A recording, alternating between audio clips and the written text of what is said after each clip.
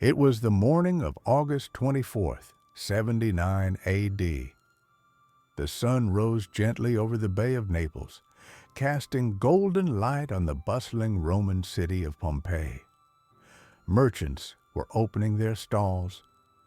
Children played in the narrow stone streets. The scent of freshly baked bread drifted from the city's many ovens. To the people of Pompeii, it was just another summer day. A wealthy woman adjusted her jewelry before heading to the forum. A farmer led his donkey through the city gate, the bathhouses filled with laughter and conversation. And above it all, Mount Vesuvius stood silent, a familiar presence, not a threat.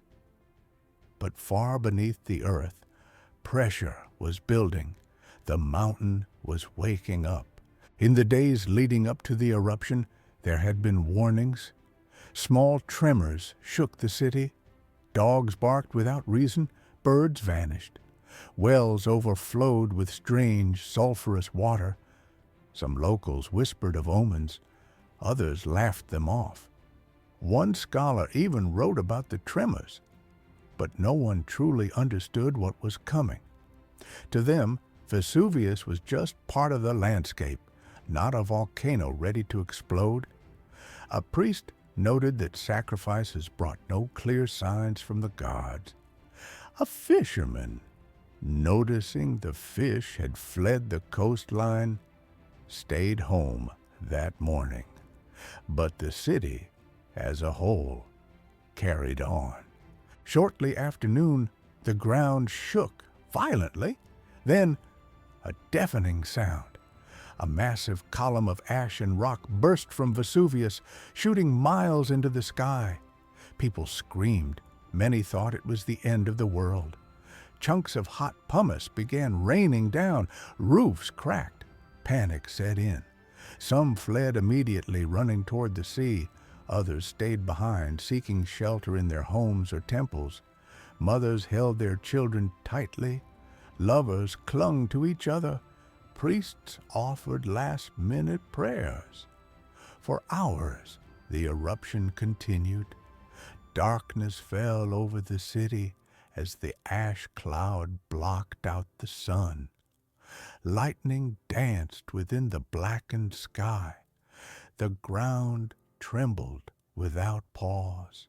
By evening, the streets of Pompeii were buried in over a meter of ash.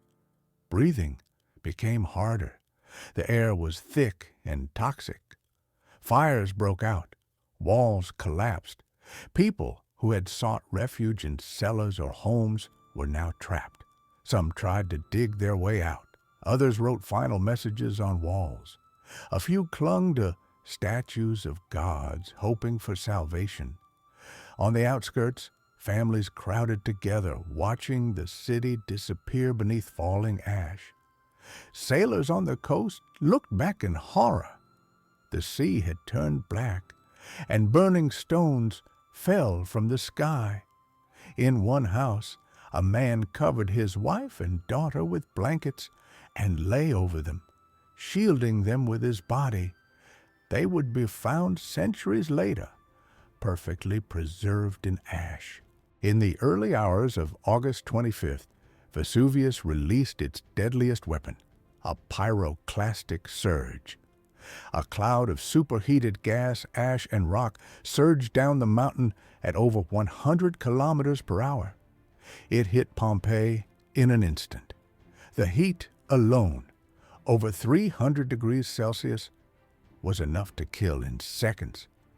People died where they stood, frozen in their final moments.